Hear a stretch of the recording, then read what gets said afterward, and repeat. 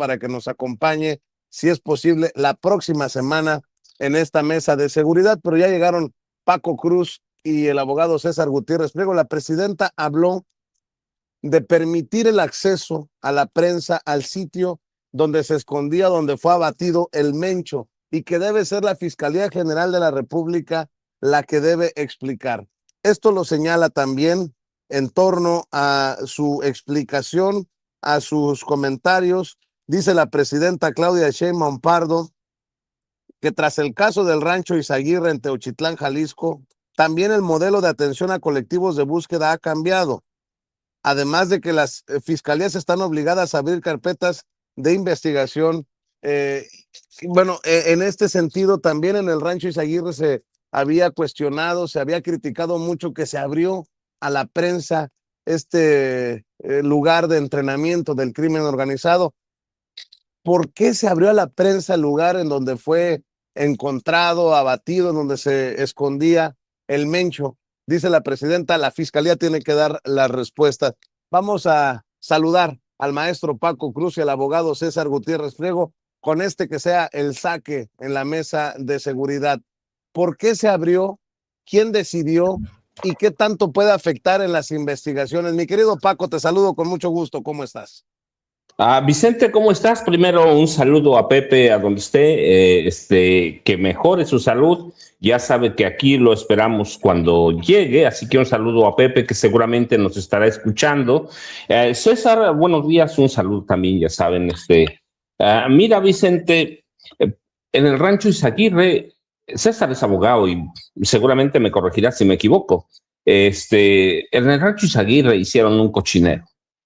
Nunca se preservó el lugar del crimen. Jamás. Todo mundo tuvo acceso al rancho mucho antes. Así que nadie sabe con precisión qué pasó, cuántas pruebas se contaminaron, qué hicieron. Nadie sabe nada. Y en el caso de la pequeña, yo digo pequeña mansioncita del Mencho, para mí también hubo otro cochinero. Hubo un cochinero porque los periodistas prácticamente tuvieron acceso de inmediato. Y yo no me explico cómo, por ejemplo, pudieron obtener, yo entiendo, y si yo hubiera sido reportero en activo, habría hecho lo mismo. Obtuvieron la agenda del Mencho, la agenda con nombres, cantidades, que pagó, todo. Yo vi, no sé, por lo menos 3 reportajes en la televisión abierta, hurgando en cada rincón de esa casa del Mencho. Cuando los reporteros van afuera, al campo, hacia donde huyó o por donde huyeron, también por eso fueron varios, como 2 kilómetros, ¿no? 2,5, pero por lo menos esta pequeñita casa, residencia, esa sí debieron haberla preservado, y tiene razón la presidenta, la responsabilidad es de la Fiscalía General de la República. Debe preservar todo, pero tan rápido fue que nadie se ocupó en preservar nada. Y esa sí es una gran responsabilidad. No sé si hubo falta de coordinación, no entiendo, pero sí, yo te decía, si yo hubiera estado como periodista en activo, también, si puedo entrar, me meto.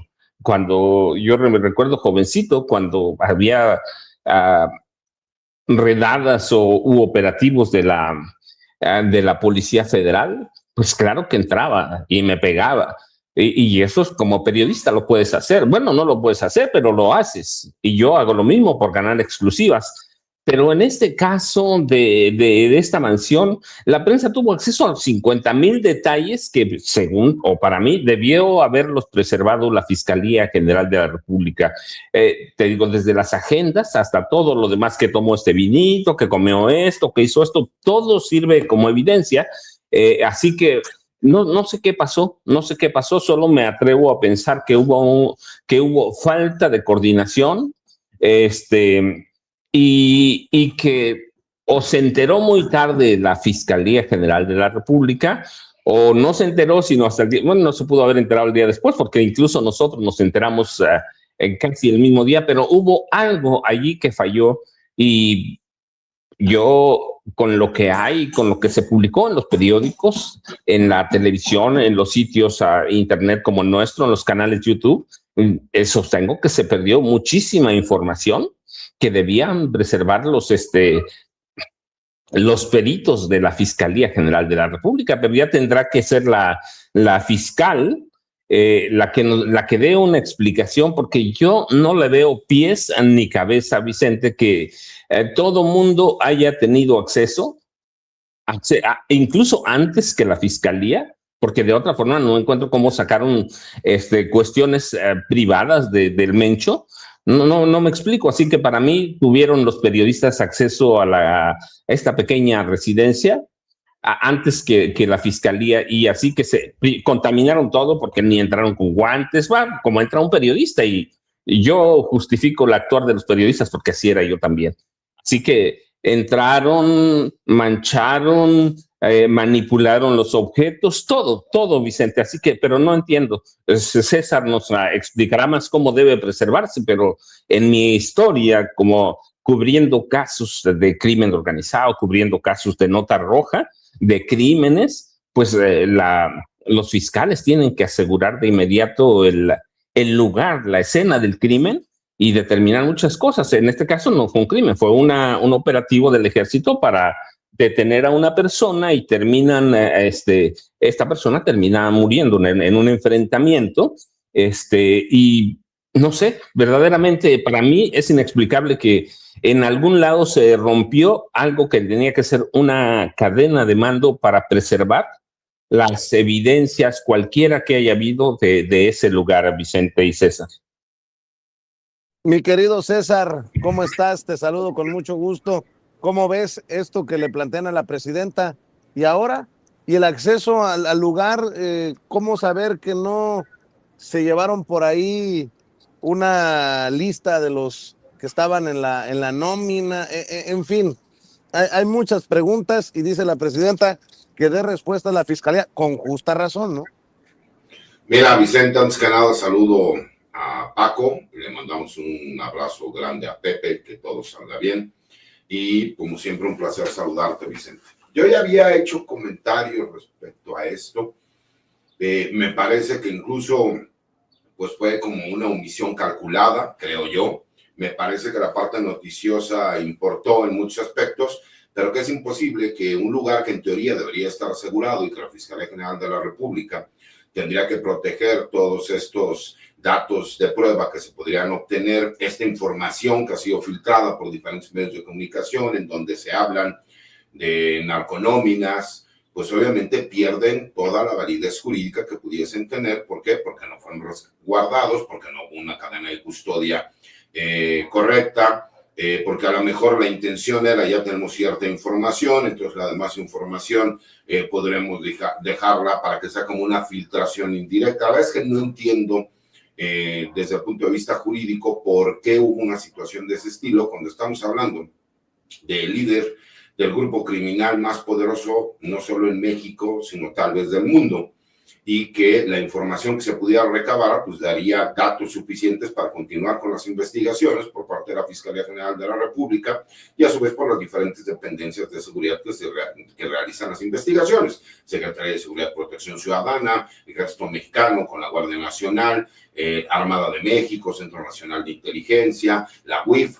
Con esto, lo que ya hiciste, por supuesto, pues cualquier abogado que tenga un poco de conocimiento respecto al proceso penal adversarial, pues sabrá que obviamente pierde validez este tipo de información, porque muchos dirán, bueno, por noticia criminal puedes iniciar una investigación, y quién te puede decir que efectivamente esos datos de prueba que pudiste haber obtenido, que pudiste haber realizado los dictámenes periciales correspondientes para ver si efectivamente estaba relacionado lo que dice esta supuesta nómina. Algunos dicen que hasta letra de Nemesio Ceguera Cervantes, el poder realizar estos dictámenes en caligrafía, etcétera, etcétera, etcétera, pierden todo valor, ¿no? Entonces me parece que les dan la tentación de tratar de hacerlo noticioso para poder hacerlo jurídico, y es un problema que tenemos en México desde hace mucho tiempo, ¿no? No puedo creer yo, honestamente, que la Fiscal General de la República haya autorizado eso. Me parece que alguien ¿no? De medio mando, fue quien autoriza a lo mejor que se pueda llevar a cabo esta inspección por parte de los periodistas. Como bien lo dice Paco, los periodistas están haciendo su trabajo, entiendo que lo que están buscando en la nota, entiendo por supuesto que lo que buscan ellos es indicios para dar a conocer, y de repente imagínate encontrarte notas, ¿no? Pues incluso eso en teoría sería un delito, ¿no? Porque tú tendrías que haberlas hecho del conocimiento a la autoridad, porque se supone que es un lugar que todavía se encuentra sujeto a una investigación. Pero cuando los dejan entrar abiertamente, ¿quién es quien da estas autorizaciones para que se puedan llevar a cabo? Me parece que a mí me surgen muchas dudas, ¿no? Y me parece que ahí alguien fue una omisión calculada con la intención de dar noticia, pero que desafortunadamente contamina todo el proceso penal, porque el día de mañana que quieras utilizar esta información, pues un abogado conozca un poco el procedimiento, pues lo que va a hacer es hacer que toda esta información, pues obviamente no sea tomada en consideración, porque ya no hubo una cadena de custodia, una violación al debido proceso e incluso a los derechos humanos. Y eso es lo que nosotros tenemos que entender, ¿no? La autoridad solamente puede hacer aquello que la ley le autoriza. Los delincuentes incluso tienen mayores derechos que la autoridad, pero porque la ley así se los da. ¿Eso es algo que está mal? Sí, por supuesto, pero así es nuestra ley y nosotros tenemos que jugar con las reglas del juego que ya existen. Entonces, por lo mismo, yo sí critiqué en su momento cómo era posible que no estuviera resguardado un lugar de este estilo, cuando nosotros vemos otros lugares, ¿no?, en que han sucedido hechos, a lo mejor no como estos, pero donde ha habido hechos en donde esté involucrado el crimen organizado y que muchas veces pasan meses, ¿no?, sin que nadie pueda tener oportunidad de ingresar. Bien lo decían, lo del rancho Izaguirre allá en el estado de Jalisco, que fue una porquería, pero ahí en teoría es porque estaba la Fiscalía General de Justicia del Estado, que en teoría también tendría que haber estado en resguardo independientemente de la FGR. ¿Por qué? Porque hubo delitos del fuero común, y esos delitos del fuero común tendría que tener la participación también la Fiscalía del Estado. Pero en este caso, que están señalando directamente a la Fiscalía General de la República, me parece muy lamentable que hayan existido ese tipo de omisiones, y que me parece que no fue la Fiscal General la que autorizó esto, sino que alguien, ¿no?, bajo su mando lo autorizó, pero que termina perjudicando directamente a la Fiscalía General de la República, porque ahora siempre se va a cuestionar esa información y si esa información en realidad cumplió con el debido proceso. Y ese es el problema que siempre tenemos, que vemos que pasan los años y terminan dejando en libertad a los presuntos delincuentes. ¿Por qué? Porque siempre alguien termina violando el debido proceso con la intención a lo mejor de ser de carácter informativo. ¿Cuántas veces hemos visto que a periodistas les filtran notas en donde el día de mañana se dice es que la fiscalía los dejó ir? No, es que alguien filtró la información y cuando tú lo haces valer por los mecanismos legales que deben de ser, pues se violó la presunción de inocencia, una violación al debido proceso, una violación a los derechos humanos. Ese es un grave problema que me parece que las fiscalías tendrán que corregir, mi querido Vicente, mi querido Paco. Así es, estaba platicando hace unos minutos con Mike Vigil, el exdirector de Operaciones Internacionales de la DEA, de cómo incluso la muerte del Mencho cambiaría el panorama del narcotráfico como lo conocemos, de los grandes capos buscados por el FBI, por los que se ofrece una recompensa, los históricos, ¿no?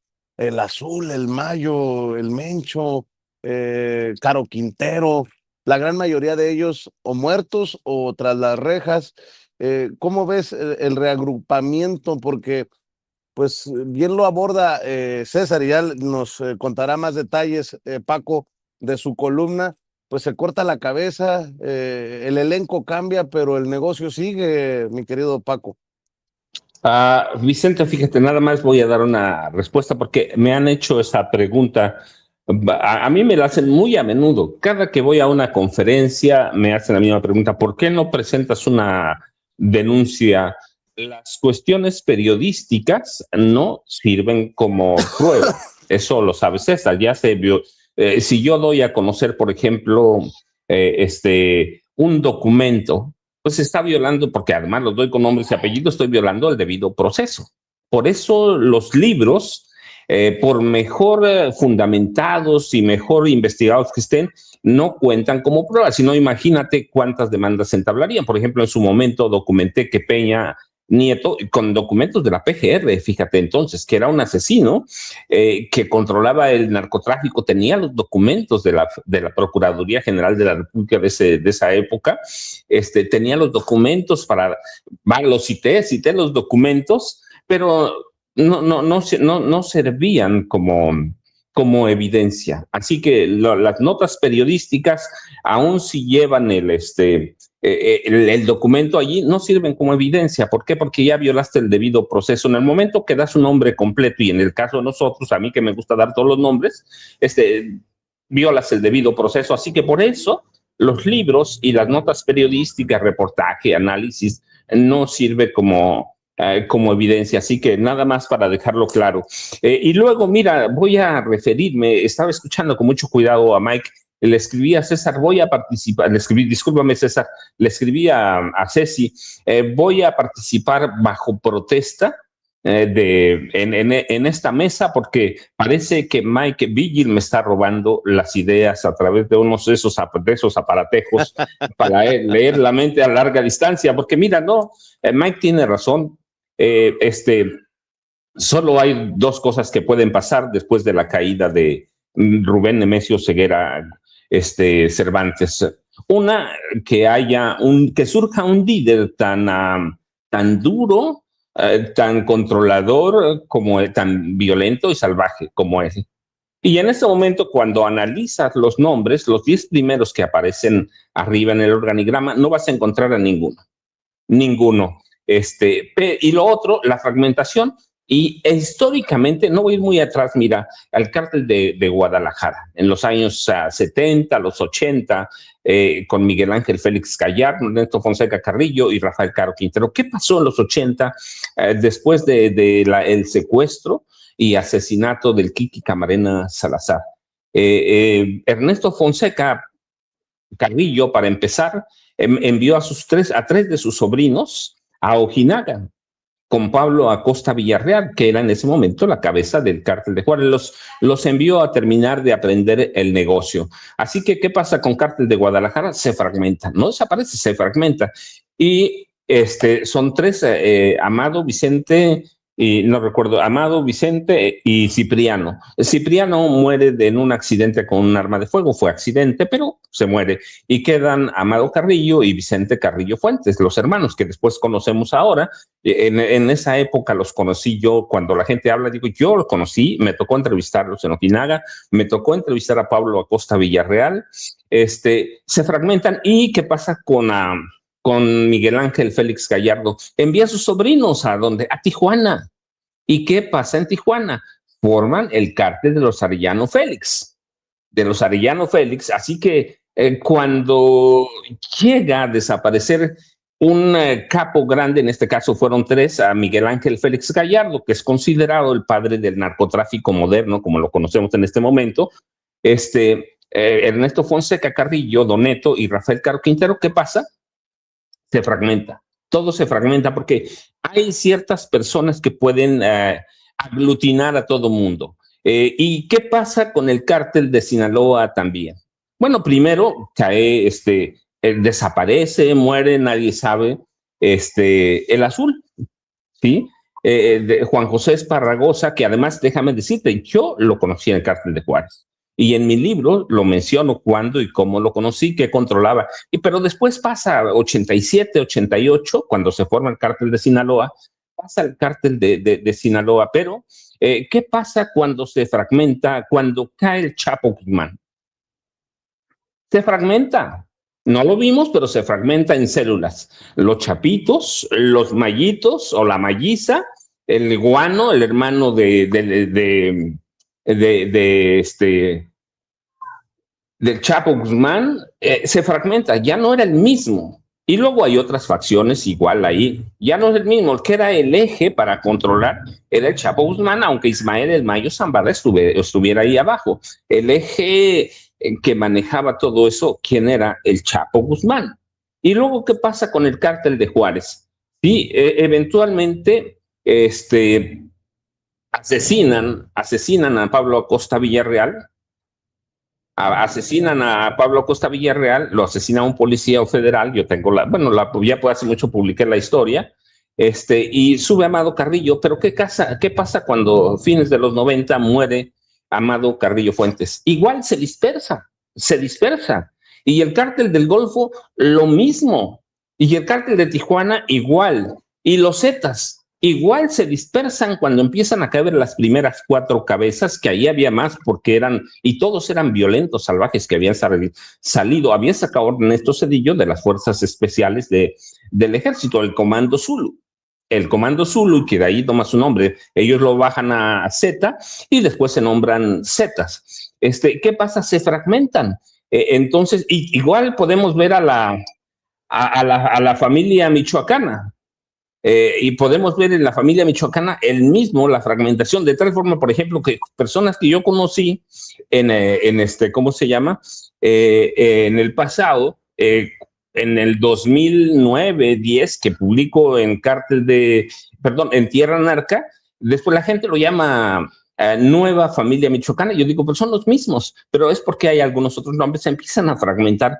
Así que estas organizaciones nuevas surgen de acuerdos implícitos. No hay una cabeza que vaya a controlar como el Mencho. Así que va a haber acuerdos implícitos y cada uno va a tomar por su rumbo, le va a dar por su lado y vamos a tener más cárteles. Eso es normal e histórico. Ahora, ¿es peor para el país? Bueno, siempre va a ser peor, es crimen organizado. Yo también entiendo que lo que pasa es que cuando se fragmentan, de pronto, es más fácil para el ejército, para las Fuerzas Armadas. Para las Fuerzas Armadas es más fácil combatirlo porque ya no tienen toda la estructura grande. Y ese es el trabajo que empezó López Obrador a combatir esas estructuras grandes. Ahora ese trabajo todavía es más trabajo, pero pues es su chamba. Y lo otro con el Mencho, lo que nos plantea el Mencho, ¿cuánto dura un capo? Bueno, el caso del Mencho, muy poquito, en realidad muy poquito. Su ambición fue tan grande que lo lleva a esto. Hay que ver, por ejemplo, el Chapo Guzmán empezó en los 80. Ismael El Mayo Zambada empezó en los 80 también. En 87 forman ellos el cártel de Sinaloa. Así que son muy longevos, pero en el caso del Mencho, es muy poco. El sexenio de Felipe Calderón, que es el que los crea, con Felipe, con claro, Genaro García Luna, el de Peña y el de López Obrador, ¿sí? 2 sexenios y cachito. Así que es muy poca la longevidad del Mencho, por eso no se puede hablar de una persona inteligente, muy astuto. No sé si inteligente, pero muy astuto, sí, para el dinero, para controlar, un tipo sanguinario. Hay que ver también, por ejemplo, los Beltrán Leiva también duran muy poquito como cabezas. Así que la fragmentación, incluso para mí, puede ayudar a las Fuerzas Armadas en el futuro. No acabar, porque César tiene un punto bueno, muchos, pero un punto central en su artículo es que no se va a acabar con el narcotráfico. Eso nos debe quedar. Yo siempre explico, cuando fui a votar por Andrés Manuel López Obrador en 2018, no fue pensando que iba a acabar con el narcotráfico, sino sentar bases para combatirlo y aminorar sus impactos. Claro. Y la gente debe recordar que desde el siglo XIX tenemos narcotráfico como se conoce hoy, Vicente y César. Así es, mi querido César, tú también abordas este tema en tu columna que se publica el día de hoy. Por cierto, hablando de estas cosas, qué malos socios terminaron siendo, nótese mi sarcasmo, ¿no? López Obrador y la presidenta Claudia Sheinbaum, de toda esta bola de personajes de los que habla Anabel Hernández, ¿no? Anabel dijo, el presidente López Obrador recibió dinero de Sinaloa, ahora dice que recibió dinero Claudia Sheinbaum para su campaña de Jalisco, a través de Gerardo Fernández Noroña. Me lleva la que me trajo, mi querido César. Seguimos avanzando en la mesa. Mira, a mí lo que me llama la atención es, pues, si recibió $20 millones Noroña, pues me parece que, pues, ¿dónde los escondió y cómo los escondió? ¿No? Ese es el tipo de preguntas que dices, bueno, ya mentir, la realidad no importa nada, hay que mentir de forma abierta y sarcástica. Pero en mi columna, por ejemplo, explico cómo, al igual que lo que dice Paco, ¿no? Se acabaron esos grandes narcotraficantes de mito, ¿no? Ese símbolo que a lo mejor ahora escucharemos de muchas personas respecto al Mencho, el Señor de los Gallos, ¿no? Me parece que ahora el narcotráfico simplemente no desaparece, no se clausura, pero se fragmenta. Y ahí veremos, por supuesto, pues, luchas internas por el control del grupo criminal. Lo señaló el secretario de Seguridad y Protección Ciudadana, Omar García Harfuch, que aunque hay 4 perfiles que tendrían posibilidad, solamente hay 2 de ellos que tienen posibilidades reales. Y que tiene que ver también incluso con la forma en cómo siempre se administró y se manejó el grupo criminal. No es posible que un grupo criminal que fue creado en el año 2005, 2006, que venía de diferentes grupos, como el Cártel del Milenio, el Cártel de Colima, ¿no? Y que algunos otros de lo que era el grupo de los Beltrán Leiva terminó sumándose también, terminaba teniendo la capacidad para hacerle frente al Cártel de Sinaloa y a su vez para hacer un contrapeso contra el gobierno, sin el apoyo, por supuesto, de autoridades, tanto de los 3 niveles como del extranjero.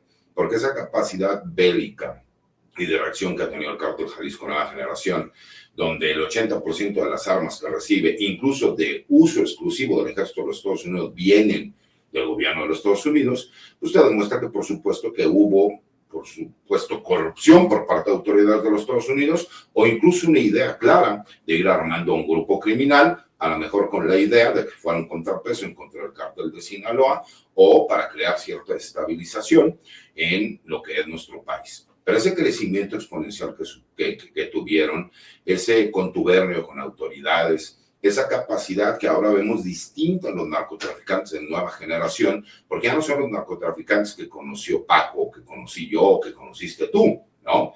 Que bajaban de la sierra, en donde a lo mejor podían comprar un carro de último modelo, el extranjero, el de mejor marca, pero le ponían lucecitas, se veían distintos. No, ya estamos hablando de nueva generación de narcotraficantes que saben utilizar criptomonedas, que saben utilizar redes sociales, que saben hacer negocios internacionales con transferencias, que saben realizar el lavado de dinero, que saben utilizar todas estas tecnologías y que son de vanguardia, que van por encima incluso en muchas de las capacidades de los gobiernos de diferentes países, de diferentes estados, ¿no? Ese tipo de narcotráfico distinto lo vamos a empezar a ver y que me parece que creo que habrá menos violencia, porque no vamos a ver a grandes capos con esas capacidades, pero me parece que va a haber una fracción de grupos, ¿no? Y esta es la oportunidad que tiene el gobierno de México, junto con su socio Estados Unidos, para poder ir desmantelando estos grandes grupos criminales. Por supuesto que esto es como la cabeza del dragón, ¿no? Matas una cabeza y crecen 3 más. Sí, pero si ya no tienen esa alta capacidad de resistencia en contra de las autoridades, y en realidad estamos viendo un cambio, porque ahora sí estamos viendo operativos todos los días, estamos viendo detenciones todos los días. Hay que saber qué es lo que está haciendo la unidad de inteligencia financiera. Hay que saber cómo se está atacando las finanzas de un grupo criminal, que es lo que les da fortalezas. Por eso llama tanto la atención el que se haya autorizado la entrada de reporteros por parte de la Fiscalía General de la República, cuando estamos viendo un esfuerzo de todas las autoridades. Hemos aplaudido que llegara Ernestina Godoy a la Fiscalía General de la República, porque ahora sí ya ves un aliado también en la investigación y persecución de los delitos, cuando nuestras fuerzas de seguridad, la Secretaría de Seguridad y Protección Ciudadana, el Ejército Mexicano, la Armada de México, ¿no? Todos los días salen a jugarse la vida y a jugarse la libertad para poder hacer de este país un lugar mucho más seguro, cuando tenemos una comandante suprema de las Fuerzas Armadas, la doctora Claudia Sheinbaum, que es una mujer decidida, que es una mujer que ha dado la línea de cómo se tienen que llevar a cabo las cosas, el trabajo de coordinación, de investigación, los buenos resultados.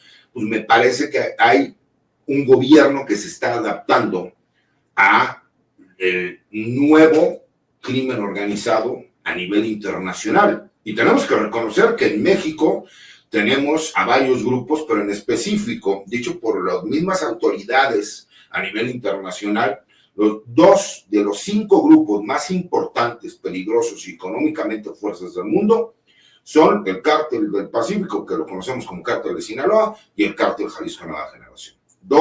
Tenemos a 2 de los 5 grupos más poderosos del mundo operando en México.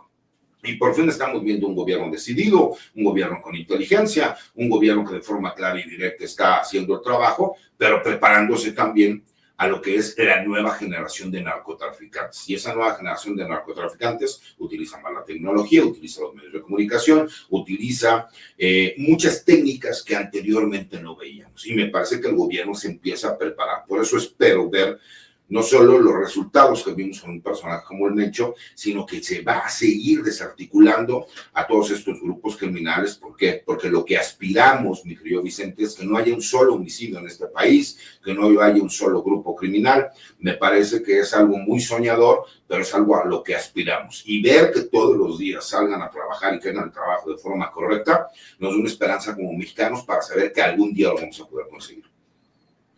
Oigan, y en la recta final, ya en la última ronda, permítanme poner este tema sobre la mesa. El caso de Carlos Manso, el presidente municipal de Uruapan asesinado. ¿Estamos cerca de dar claridad de qué fue lo que pasó y quiénes son?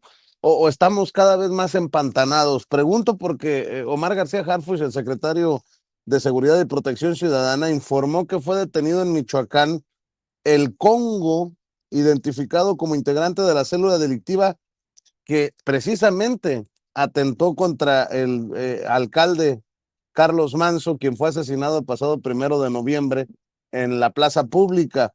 Se le vincula con extorsión a productores de aguacate y limón, agresiones a grupos rivales y homicidios en Uruapan. Creo que va en el mismo sentido de que se le traicionó al presidente municipal. También hay que decirlo que con las narconóminas que se destapan en el lugar en donde se escondía Nemesio Ceguera Cervantes, pues no está descabellado pensar precisamente de la infiltración del crimen organizado en las altas esferas de la política municipal, estatal, no sé, y las autoridades y las filas de las policías. ¿Cómo ven este caso, Paco? Mientras seguimos viendo a Grecia Quirós, dando patadas, ¿no? Ahora sí que sombrerazos, tirando sombrerazos. Vicente, César, bueno, yo lo dije desde mayo del año pasado lo dije, ¿sí? Carlos Manso andaba en malos pasos. Para mí, prácticamente el gabinete de seguridad, porque todo el gabinete ha trabajado junto, el gabinete de seguridad lo tienen resuelto. Sí, faltan algunas piezas, pero no es... va a tomar tiempo, pero tienen las piezas. Está el Cártel Jalisco Nueva Generación, pero es porque él era parte también de grupos narcotraficantes contrarios. Lo dije en mayo, cuando empezó su campaña de ordenar a la policía del municipio que gobernaba, ordenó usar la fuerza letal. Y estaban usando la fuerza letal, que no mataron a tantos, tampoco hay que decirlo, pero también hay que decirlo, pero en realidad usaban la fuerza letal contra el Cártel Jalisco Nueva Generación. Y lo dije en su momento, mayo, que Carlos Manso tenía las manos muy sucias. Muy sucias, yo vivo en Tierra Caliente, va. Ahí nada más hay que decirlo. Pero yo lo dije en mayo, que es cuando saca esta campaña. Yo dije, este tipo, yo solo me equivoqué en una cosa, Vicente y César. Yo dije, van a matar a los policías por todo lo que está haciendo y porque tenía las manos manchadotas ahí en Uruapan. Pero yo dije, van a matar a policías, pero lo mataron a él. Lo mataron a él, que era lo mismo porque estaba haciendo labores policíacas. Labores policíacas, encabezando, armado, y a veces era muy descuidado, a veces usaba chaleco, la mayor parte de las veces no lo usaba, fue muy descuidado en elegir a su grupo personal de guardaespaldas, era un tipo, Carlos Manso Rodríguez, era un tipo descuidado, sucio, pensando que nadie le seguía la pista, pensando que estaba armando un movimiento, primero a nivel estatal, que tenía muchas ambiciones, también lo dije en su momento, Vicente. Así que cuando van cayendo cada una de las piezas del gabinete y que Omar García Harfuch, como dices tú bien, acaba de dar a conocer otro, pues van a llegar, para mí ya no hay duda, porque además lo dije nada más sobre la mesa, sobre lo que estaba pasando. Cártel Jalisco Nueva Generación, pues porque lo estaba atacando él y además había ordenado a sus policías usar fuerza letal, es la palabra que él usó, usar fuerza letal, pues lo iban a matar claramente. Así que, y Grecia, el caso de Grecia Quirós es muy curioso porque primero aprovecha todo, políticamente todo. Sí, aprovecha políticamente todo y ahorita tiene que seguir montada en el nombre de Raúl Morón. De Raúl Morón, ¿por qué, Vicente y César? Porque es la única esperanza que le quedan. Para mí, el movimiento del sombrero se ha ido muriendo despacito de inanición y por claro, ella no es Carlos Manso y no tiene la personalidad de Carlos Manso. Yo puedo decir que era un criminal, que era lo que sea, pero tenía personalidad y jalaba gente. Era él. No era ella, no era Tafoya. Así que el movimiento se ha ido diluyendo. Ella mantiene las acusaciones contra Raúl Morón. El problema, cuando tú le pides que presente pruebas, dice, bueno, pues ahí están las declaraciones de Carlos Manso. Pero hay una razón, Raúl Morón es la persona para mí todavía más adelantada en la lucha que se va a desatar política electoral por la gubernatura del estado de Michoacán. Así que en Grecia Quirós está haciendo sus intentos desesperados, está dando patadas de ahogado porque no se le muera. Así que va a estar muy complicado, Vicente. Yo ya ella la veo más desesperada y va a soltar. Yo recuerdo que hace unas semanas dijo, presenté una denuncia, una nueva denuncia ante la Fiscalía del Estado. Y cuando le pides que presente pruebas de esa denuncia, entonces lo que dijo, y eso lo va a decir toda la vida, lo que dijo, bueno, ahí están los audios y los videos en los que Carlos Manso acusa a Raúl Morón. A Nacho también lo acusa, ¿no? Al antecesor No, Nacho Campos. Nacho Campos, sí, que era el presidente municipal de Uruapan, el antecesor de Carlos Manso y también a Leonel Godoy. ¿Por qué los acusaba a Carlos Manso? No tenía una sola evidencia. Lo dije siempre, mira, mayo del año pasado. No tenía una sola evidencia, pero a Carlos Manso le ganaron las ambiciones y había puesto en la mira ese grupito porque ese grupito le podía ganar. A pesar de que creciera el movimiento del sombrero, le podía ganar la gubernatura. Entonces ahora Grecia Quirós utiliza los mismos argumentos, Leonel Godoy, Nacho Campos, Raúl Morón, es el mismo grupito, pero no tienen una sola evidencia, ni una sola, Vicente. Si Carlos Manso hubiera tenido una sola evidencia, la presenta y se le cae la gubernatura a cualquiera de ese grupo, de Raúl Morón, pero no presentó una sola. Y Grecia Quirós está montada en ese tema. ¿Por qué? Pues porque no tiene nada más, está tratando de mantenerse a flote y claro, tiene amigos, yo supongo que debe pagar por las notas que aparecen en la prensa nacional, que nunca trabaja gratis, no lo sé de cierto, pero tiene amigos en esa prensa que además es enemiga de la 4T y que trabaja con el hígado, así que ahí para mí, ahí va a tratar de sostenerse, pero yo no tengo dudas del caso Carlos Manso porque lo anticipé con meses, con muchos meses, Vicente. Así que va a seguir lo mismo, pero sin aportar una sola prueba. Lo mismo que Anabel Hernández, Vicente, lo mismo que Anabel, y esos 20 millones, como dice bien César, pues en algún lado debe haber un depósito o gastos de más. De esos 20, no son 3 millones, son 20 millones de dólares. Así que son inventos, Vicente, y es el problema, aquí lo hemos platicado muchas veces con César, con Pepe, es el problema de escribir cuestiones de corrupción desde el escritorio y no ir, en el caso del narco, al lugar de los hechos, Vicente, hacer trabajo de campo. Así es, mi querido César, escucho tus comentarios en esta ronda para cerrar. Pues Vicente, ¿qué quieres que te diga? Me parece que estamos viviendo tiempos muy polarizados en cuanto a la información, ¿no? Lo que estamos viviendo allá en Medio Oriente, lo que hemos vivido aquí en México, ¿no? Como incluso el morbo por la parte del sepelio del Nemesio Ceguera Cervantes, ¿no? Yo lo he dicho abiertamente, no me gusta hablar de las personas que ya fallecieron. Cuando el señor estuvo en vida siempre hice mis comentarios.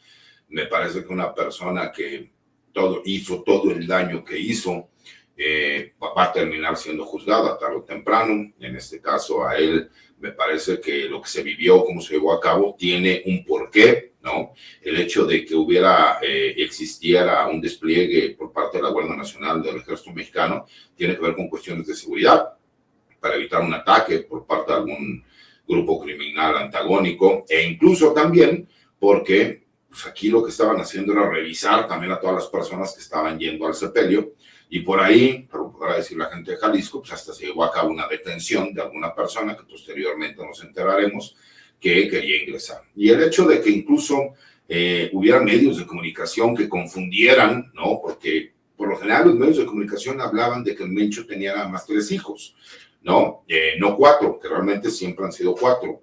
Uno es el Menchito, que sabemos que se encuentra en Estados Unidos cumpliendo una cadena perpetua más 30 años, ¿no?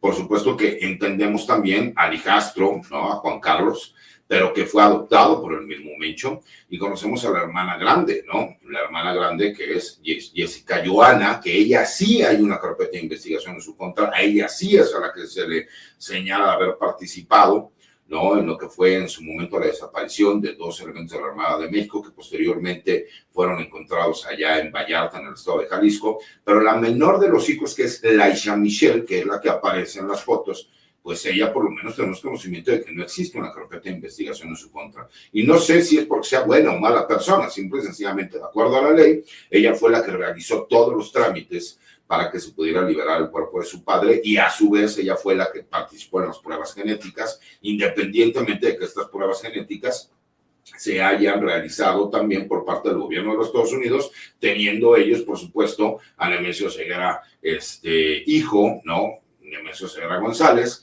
en donde las pruebas de genética salieron positivas, las huellas dactilares salieron positivas. Hay un hecho también que la gente no contempla, el por qué no se abrió el féretro, pues porque fue una petición que hizo la familia, y también por el tipo de lesiones que existieron, pues por supuesto que podría haber ciertas marcas en el rostro del personaje. No, más allá de quién es, más allá de que creo que una persona que hizo tanto daño no merecería, ¿no? A lo mejor lo que se llevó a cabo, entiendo la parte del gobierno de México, ¿no? Y retomando un poquito lo de Grecia Quirós, yo no tengo a lo mejor las evidencias como se la tiene Paco, sí tenía los indicios de que su esposo Carlos Manso sí está involucrado, ¿no? Con grupos criminales antagónicos al cártel Jalisco en Michoacán, pero me parece que ella ha utilizado mal informada o la mal influenciaron pensando que ella tiene una posibilidad de ser gobernadora del estado. Y me parece que ella políticamente no tiene esas capacidades. En su momento, por supuesto, hizo ruido el hecho de cómo se llevaron a cabo el homicidio de Carlos Manso. Entendimos para todos el ver a un edil que está tratando, que está buscando de salvar Uruapan. Obviamente pues salen también estos nexos, y cuando se hace una investigación seria, responsable, profesional, en donde su círculo más cercano es quien termina vendiéndolo con el grupo criminal, como el cártel Jalisco Nueva Generación, pues por supuesto que usted demuestra, ¿no?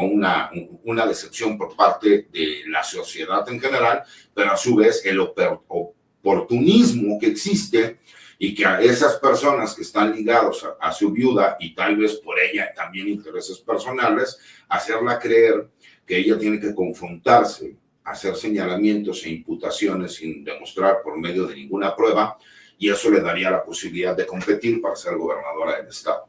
Y que me parece que está mal influenciada, porque en primer punto ella no debió haber sido presidenta municipal, con una decisión política que tomaron, porque ella no era la suplente de Carlos Manso, y que se terminó autorizando como para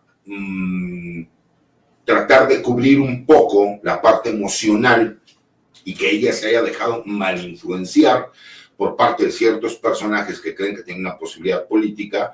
Pues me parece que es lo que hemos visto, que lamentablemente la seguridad pública de nuestro país, cuestiones que tienen que ver con cuestiones legales, se terminan politizando. Y es una lástima. ¿Por qué? Porque ella lo que necesita es ponerse a gobernar a favor de la gente de Uruapan. Y cuando tú la ves que ella está más preocupada por no aceptar, ¿no? Porque no ha ofrecido un solo dato de prueba, cuando la demuestran, mire, ya está la investigación, ya están las personas que están involucradas.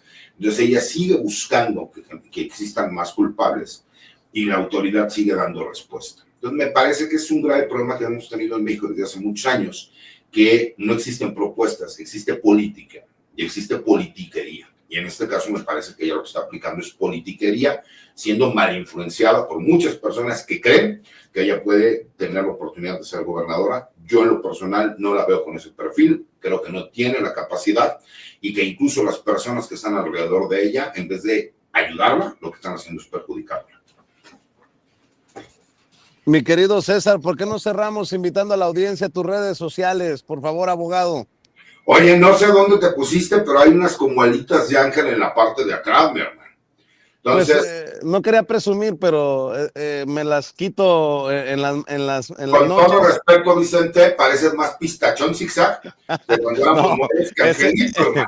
ese ¿No? es páramo, ese es No sé, páramo. no sé qué quisieras darte como la caricatura de cuando éramos morrillos, ¿no? Que decía, man, pero pareces más pistachón zigzag. No, ya, en serio, como siempre es un gusto y un placer estar aquí con ustedes. Nuevamente le mandamos un abrazo a Pepe de este procedimiento quirúrgico en el que participó, que sepa que aquí se le manda mucha buena voluntad, que todo va a salir bien. Le agradezco siempre a la gente el poder estar aquí en mi casa, sin censura. Los invito a que me sigan en mi cuenta de X, ¿no? Que es @CesarGutiPri, en mi cuenta de TikTok y en mi cuenta de YouTube como @CesarGutiPri1 en TikTok y como César Gutiérrez Priego en YouTube. Y por supuesto crear mis columnas los martes en La Silla Rota y los jueves en el Heraldo de México y aquí en mi casa sin censura.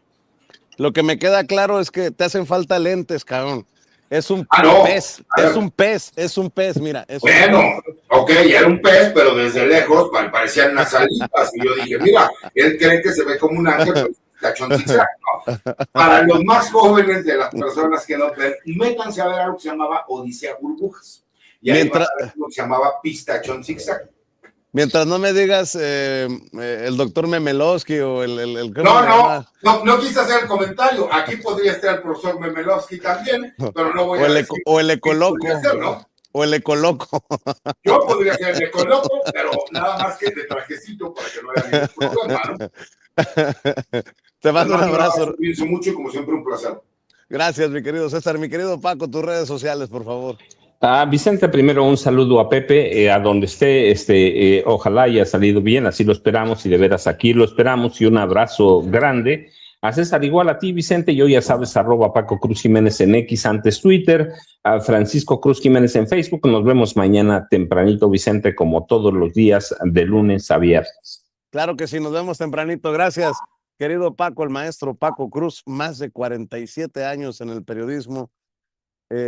Hablando con nosotros sin censura y déjeme ver qué está preparando Toño para su programa.